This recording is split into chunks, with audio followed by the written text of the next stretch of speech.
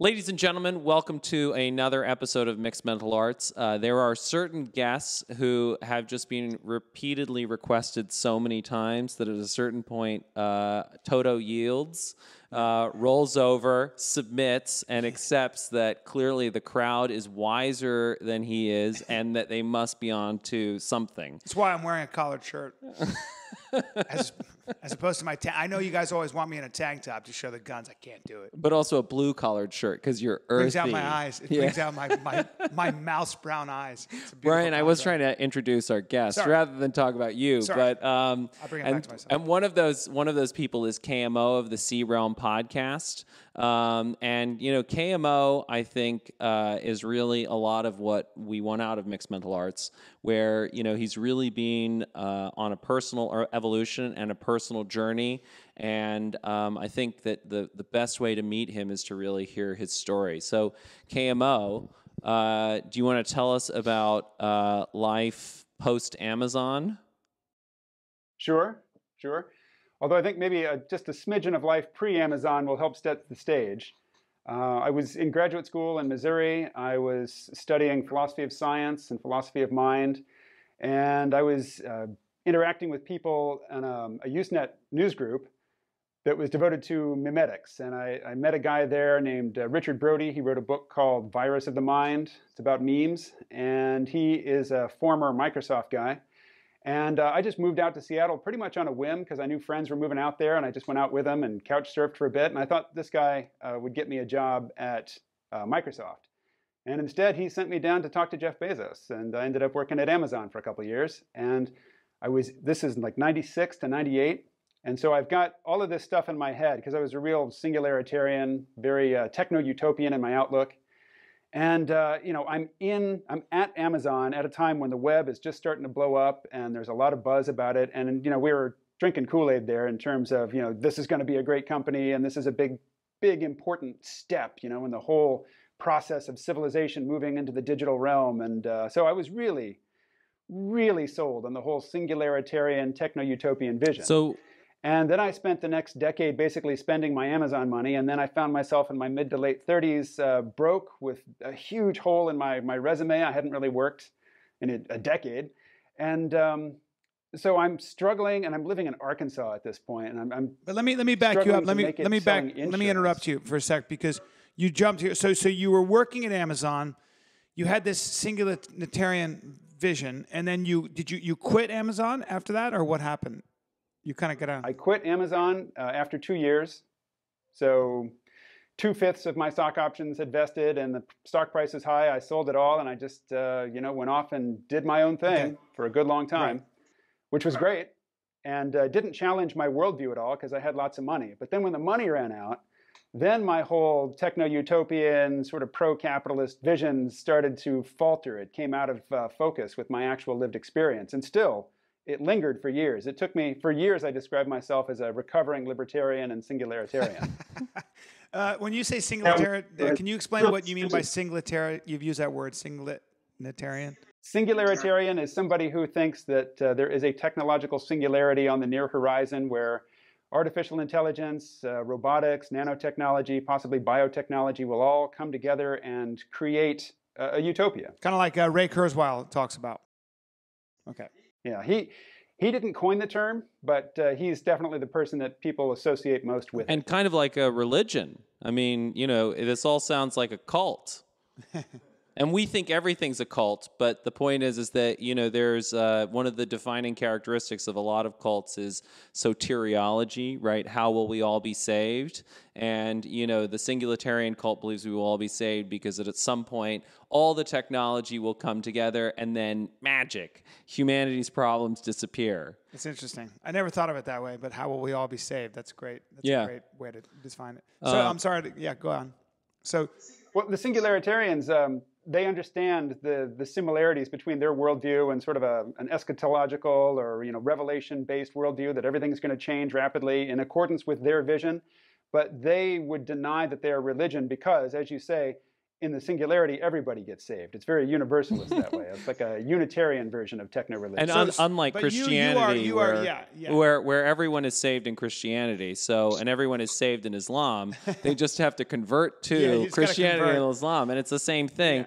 I mean, Kurzweil, so Andrew Hunt, who very kindly, has set up this dojo, he recently shared a Kurzweil piece, and Kurzweil was like, yeah, I'm not worried about a jobless future because technology will solve it all. And it becomes this sort of very invisible hand wave motion where it's like, it is a religion, and, they pretend that it's not the same magical thinking that has always existed in human beings because, it's grounded in technology, I can hold an iPhone, therefore our view is realistic.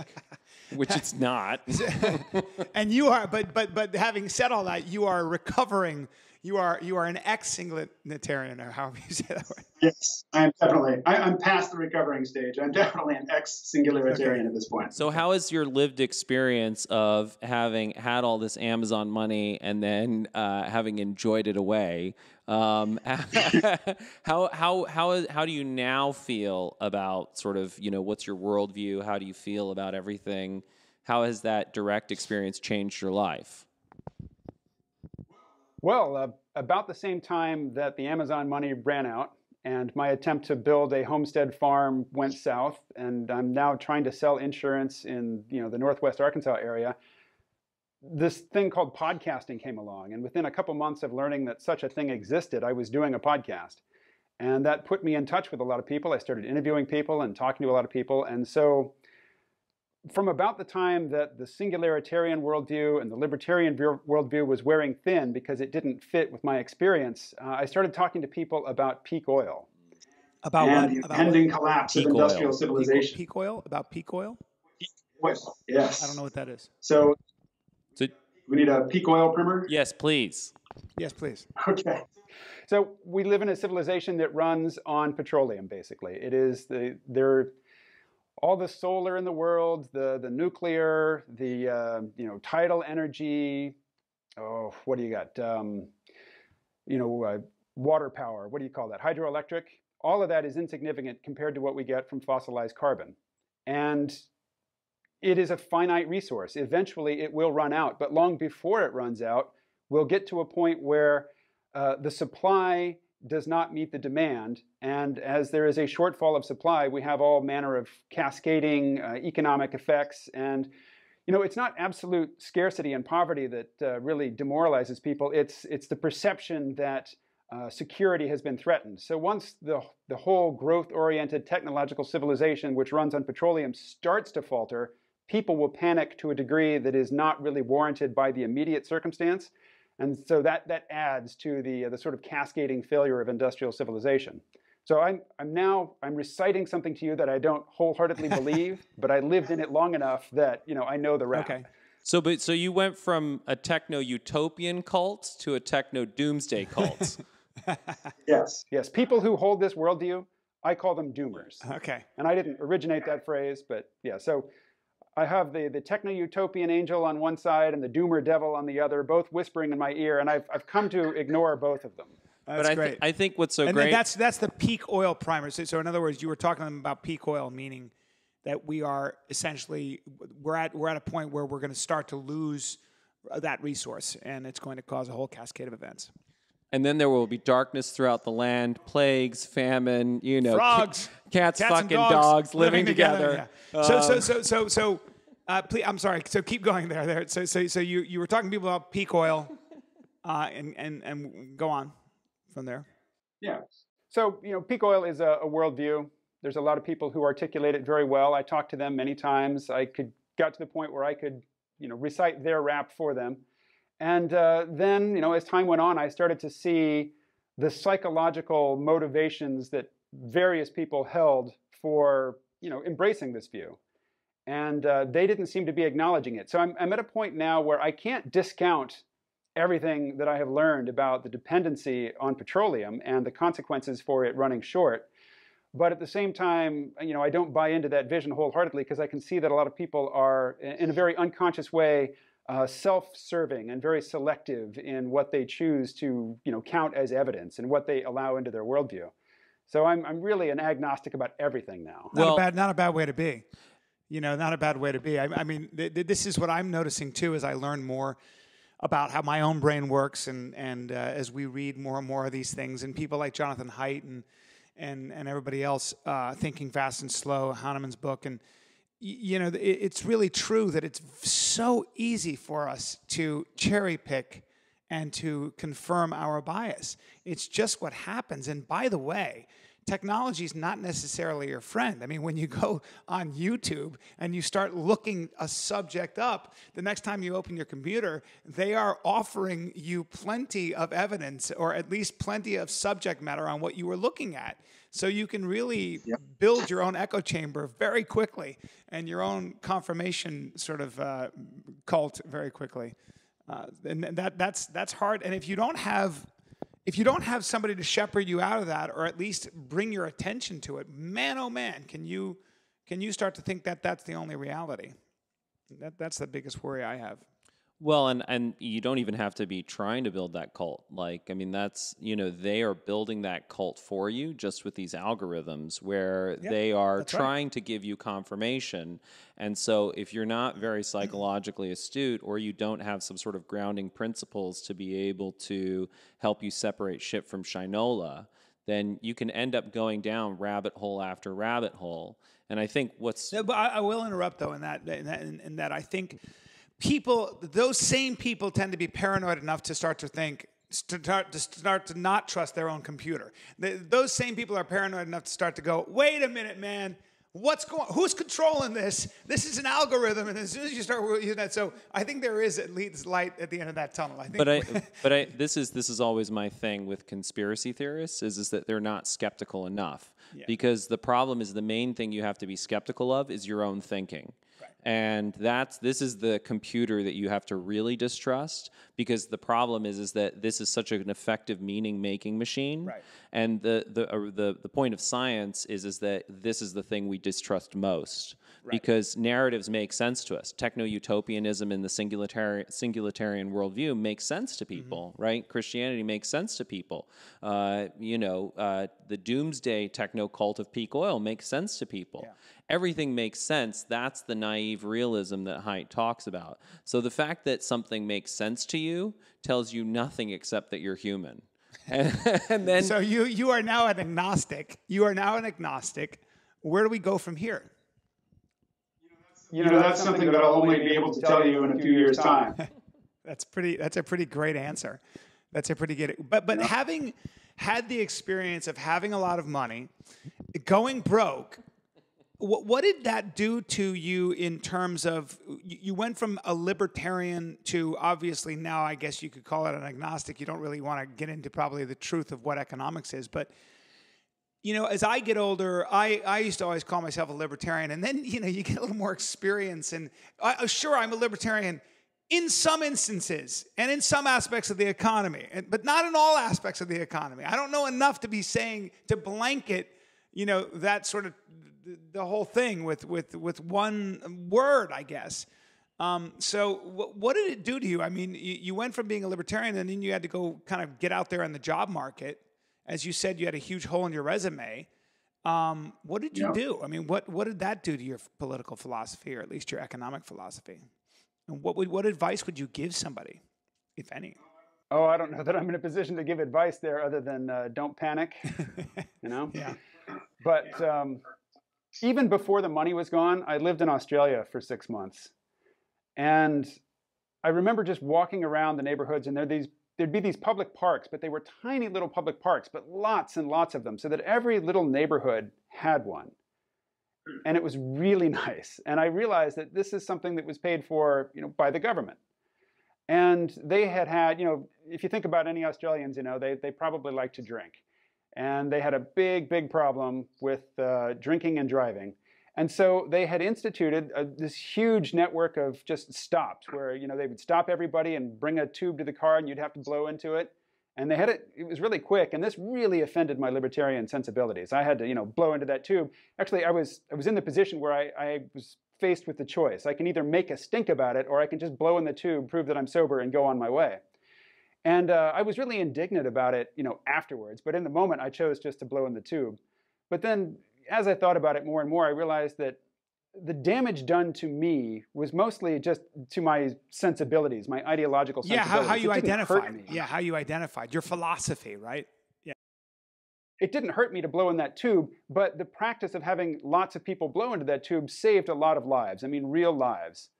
So, the libertarian, the strict ideological, doctrinaire libertarian would probably stand on a soapbox and rage about that, because that is outrageous. How dare they, without any prior suspicion, without any reasonable suspicion, force me to prove my sobriety. That's just in violation of all the tenets of English common law, which is the basis for, Western civilization generally. You can get really, uptight about it, and I did.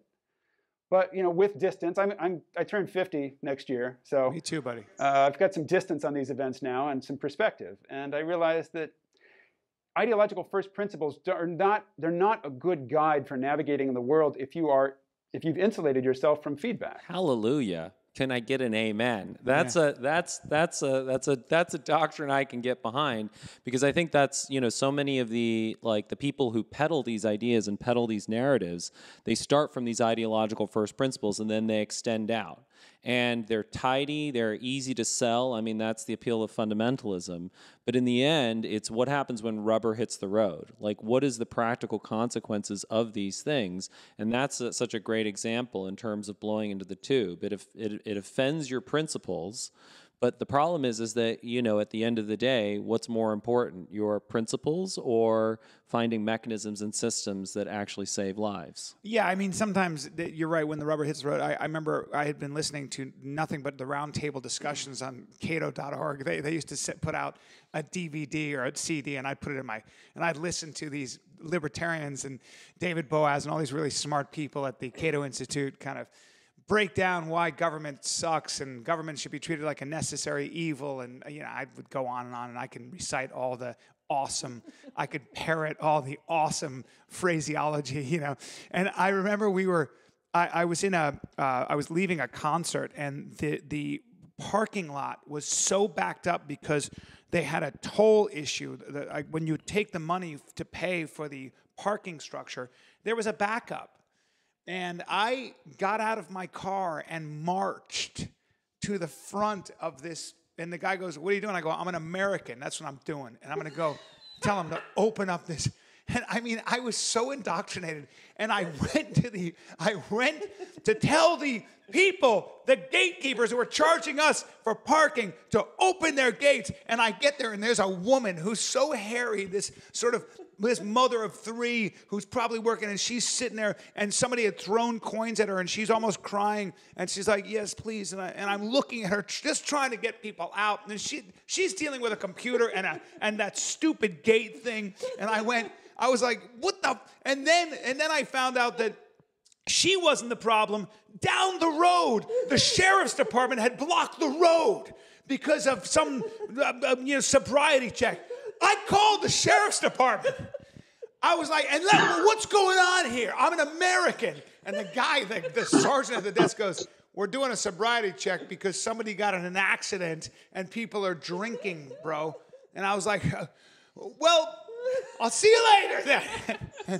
And I sat in my car and I paid my toll. Anyway, I didn't get out of there for 2 hours. The point is that the Cato Institute didn't help me. And the point is that there was a real problem, which happened to have been a technical bullshit problem. And you're right. They were trying to save lives with a sobriety check because somebody had been hurt. Oh, and by the way, the computer didn't work. And anyway, my libertarian sensibilities didn't really help. In fact, if anything, I contributed to the problem because my car was unmanned and I backed a bunch of people up behind me. So the point is, case by case. Yeah, and I think, and also, I mean, I think the other interesting thing too is part of what you're alluding to, KMO, is systems thinking and the importance of local knowledge, right? So that if you said something about rejecting feedback or isolating yourself from information, could you expand on that a little bit? Sure. Before I do, though, I want to mention something about the Cato Institute. When I left Amazon.com with lots of money, the first thing I did was fly to South America to drink some ayahuasca. But the second thing I did was fly to Washington, D.C. to attend a Cato Institute conference called Beyond Prohibition, drug policy for the 21st century. And I was so thrilled that on the printed bill that had all the attendees' names listed in it, I was right next to P.J. O'Rourke. That's pretty awesome. That was a thrill for me. That's pretty awesome. That was before the Cato Institute got wrapped up in climate denial or climate science denial. So I have definitely distanced myself from the Cato Institute. But I'm sorry, what was your question now? Well, yeah. So you were talking about people who you have these first principles was the first part, and you just sort of extend out from those first principles. But then the second part was rejecting feedback, right? And I think that's a big part of it. Is that the way that I sort of conceptualize a lot of this comes down to the Toyota production system, where you recognize that the guy who puts the wheel on the car is the world's expert in putting the wheel on the car, because he's done it for 20, 30 years. And you can, this is always a big thing in development. It's a big thing in education, where there are these people who are far away, the tyranny of experts, who have their high-level mental models. We talk about Robert McNamara, but it's very different from what that on-the-ground local knowledge is. So maybe, clearly, part of what we talked about in the email chain is that we sort of come to very sort of complementary places by different paths. So I'd love to hear how you would break that idea down. Well, what that question reminds me of is something that you were talking about earlier, and that is that insulating ourselves from contradictory data it's been automated for us. You watch a few videos on YouTube, and then the next time you go back there, it says, oh, you like that stuff? Well, here's a bunch more. And we can tell you've never clicked on this other stuff, which is skeptical of your worldview, so we're not going to even show you that anymore. And Facebook is even worse. Facebook just shows you the things that you respond to. So if you respond with indignation to things that offend you, then Facebook's going to show you that all the time, and you're going to spend all day angry and furiously typing. And we've gotten to the point where technology, and particularly social media, has automated the process of insulating yourself from contradictory evidence, that you have to make a genuine effort to step out of that in order to keep it from happening to you automatically. So it is a huge problem, and even for people who are aware that it's a problem, it's still a problem. I heard that Facebook, their engineers had the algorithm was kind of taking over. They didn't have any control over the way the algorithm behaved.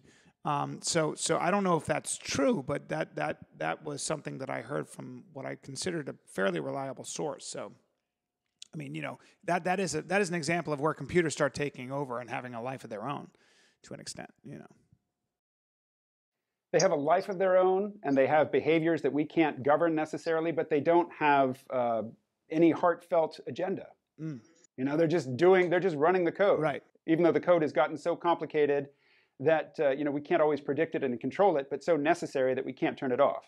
Yeah, and we had Kathy O'Neill on the show, who wrote a great book called Weapons of Math Destruction, and I think part of the sort of sophistication that we are all going to need to understand in this world that we're now living is that algorithms have baked-in assumptions, and if those baked-in assumptions are bad because these systems are running at such scale, right, those bad assumptions get blown out at a massive scale. And if you, in terms of what are your first principles that you start from, there are a lot of really bad first principles baked into a lot of institutions like education, where it's based on these bad ideas of how human intelligence work. And really, human intelligence is social. But then you look at the way the educational system is run, it's designed to prevent socialization. You sit in your chair, you're not supposed to move. So you're literally preventing human intelligence from developing, because you're based on this idea of let's have easy control. So I think that, we've talked a lot, and we're very excited for the podcast community, because we feel like it's a good place to really have these conversations, to develop these narratives. It's not going to come from traditional media. It's not going to come from academia. And I think part of it is, this is a first date, KMO. And we'd like to find ways for, our communities to work together, share knowledge, pass ideas back and forth. Well, and on that, though, we're talking about founding principles and things like that, and first principles. There does, I think, to organize anything, you have to start with first principles.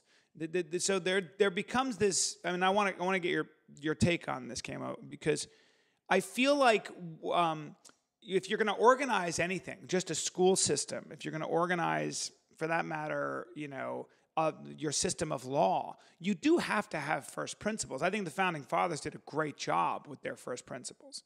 And I wonder if, I don't think I'm always very suspect of anybody who tries to improve on those principles. I don't want to take that on. I'm very suspect. That'll get me, I'll just go, wait a minute, what are you trying to do? So I wonder whether, do we go back to that? Are those our first principles, and do we stick with those? So is the conversation moot? Or what is it that we're trying to do here? Yes, we are getting a better understanding of how the human brain works and how we work, but or how we think. But having said that, we do need sort of at least, I guess, a common, whether if not a common language, at least maybe we do need to have a conversation about what first principles are. Well, I certainly agree that if we can understand men to mean men and women and basically everybody, that all men are created equal, is a great first principle. In particularly in law, equal representation under the law is a beautiful first principle. But we have a lot of first principles that I don't think have been challenged sufficiently. For example, Andrew Wiener has just been sentenced to prison for sending pictures of his genitalia to an underage woman. Is prison really necessary? I mean, we get this vicarious or this sort of bloodthirsty thrill when we think about putting Wall Street bankers in prison. But really, shouldn't prison be reserved for people who are genuinely a physical threat? Rapists, murderers, people who commit serial assault. You can just take Andrew Wiener's phone away from him, and he won't be sending those pictures anymore.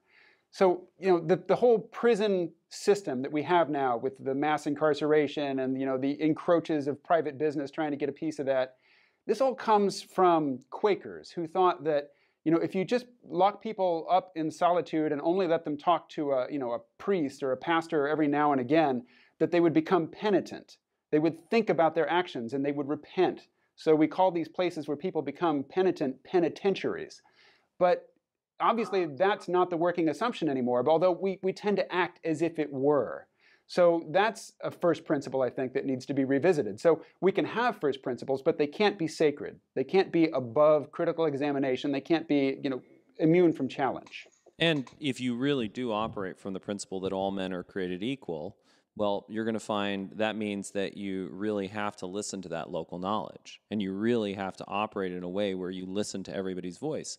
And one of the things you'd have to do is start to listen to what prisoners have to say about the prison experience. Like we had, Freeway Rick Ross on the show, and Freeway Rick Ross was, he was a young kid. He got a tennis scholarship, but then he couldn't read or write. And so instead, he ended up popularizing crack cocaine. He's the guy who is, maybe single-handedly most responsible for that. And again and again, whether it's the Arab world or it's gangs or it's drug dealing or it's anything like that, you're going to find that so much of the reason why people end up in prison is because there isn't a good path to dignity. There isn't a good path to a good life. They don't understand how to do that. I don't know about that. Yes, but there are also shitheads in the world. Well, I think that's the point is that if shitheads says there are bad people, and that is not the same thing as all men are created equal, because now you have to look at, there's one of my favorite quotes from Terence, the Roman playwright, right? Homo sum nihil a me alienum puto. I am human. I think, therefore, nothing is alien to me. And so if you were born where Freeway Rick Ross was born, and you had those circumstances, and you had that skin color, and you got those messages from your society, would you have really behaved differently from him? Well, there are a lot of people that did behave differently from him. But they didn't have his exact experience. Well, they didn't have his parents, and they didn't have all of that. I understand, but you got to be very careful about the idea that everything is socialized. I mean, there are people who are sociopaths. Yeah, and they're 1% of the population. Yeah. And which is probably what you're talking about. There are certain people that are just sadists and serial killers and serial assaulters, and those are the people that should be behind bars, because there is a certain reality of life, which is I can't have somebody punching me in the face when I go to work or shooting me in the head because they want to create a drug empire. There are certain people that need to be incarcerated. I think what you're saying is that there are probably Andrew Wiener who's into sending pictures of himself to, I guess, underage girls or just women in general. There's probably a way to not put him in jail for 21 months and waste all that money on prison resources. There's probably a way. He's not going to come into our house and take pictures of his genitals with my phone or whatever it might be that we're worried about. Yeah, I understand what you're saying. I mean, I think your point's taken. Yeah, and I think that's the thing is, I mean, how many people are now in prison in the United States? I mean, it's an insane number. Well, a lot of it's drug offenses too. Yeah. Marijuana laws and all those things. So. And I mean, we got partnered up with this guy in Oklahoma who sends copies of the Straight A Conspiracy to prisoners. Mm-hmm. And the letters we get back are, if I'd known this when I was a kid, I wouldn't be in here. Sure. So I think that a huge percentage, like if we start to look at these systems thinking, where instead of just sort of, getting mad at the woman at the toll booth because we have our libertarian principles, we start to look at what are the knock-on effects and, start looking at, oh, wait, and we start tracing it back to the, how all of these things are interrelated and start to think holistically. Increasingly, we will find that a large problem is that the system is not working with itself, it's working against itself. And I think, to me, that's the real opportunity of the internet and the opportunity of podcasting, the opportunity of the 21st century is that we can have these conversations and start to understand how all of these things are connected and interrelated, and understand that actually if we start to fix these different pieces, that the system can start to work better for everybody rather than just like locking people away to be penitent. Hey guys, I have to give up the studio here in a couple minutes, so if you've got one last question for me, now's the time. Well, so obviously there's the C Realm podcast, but how else should people, follow your 6-year journey? I know that not all the EPs are up currently, but the plan is to get all 6 years worth of EPs up? Well, it's 11 years. Oh, Jesus. But no, these days I'm focusing most of my efforts on YouTube videos. I think, I'm not sure who it was, but one of you said that you don't bring a reading list to a meme fight, and I'm looking to move from the 1-hour NPR vibe conversation down to the 5-minute high energy video that communicates something important. So that's where my efforts are right now. And that's very much where we've been going for a long time. We had this 150 book list, and yes. We're just like, that's an old deprecated technology. And I was the one who said you don't bring a book list to a meme war. And that's so great. And so a large part of what we've been talking about is NISIS. There's ISIS, which operates as a series of independent cells, and we're all shaping weapons and trying to, they're trying to blow up people, but instead we want to blow minds and be shaping memes and shaping better tools for sharing. So hopefully, NISIS, we can form cells that work together and cooperate. Are you up for joining NISIS? Are you already a member of NISIS? Did you pioneer NISIS? I think you might be a member already. Yeah. Yeah. I don't think I'm an official member. Hey, I should remember to thank Ray, who is at least the person that I know of who connected us. There are a lot more. You have a lot of fans in the mixed mental arts community. I know that all the Maidstone skeptics in the UK are also big fans of yours. He literally was like, Ray had set us up, Ray Baskerville, and then the Maidstone skeptics were like, hey, KMO, when? Now. And I was like, oh, fuck, the people are angry. I need to get KMO on. Man, I like it. Yeah. It's already, you're very subversive, man. It's great. You're welcome back anytime, and we should continue the conversation. It's a lot of fun. We appreciate your time, man. And well, hey, I have to make a lot of media myself, so if I could get you guys to come on my radio show sometime, that would be great. We would be honored. Yeah, would love it. Let us know, brother. Thanks. Well, hey, it's been such a fun. Keep the faith. Thank you so much. This has been another episode of Mixed Mental Arts, ladies and gentlemen. Bye-bye.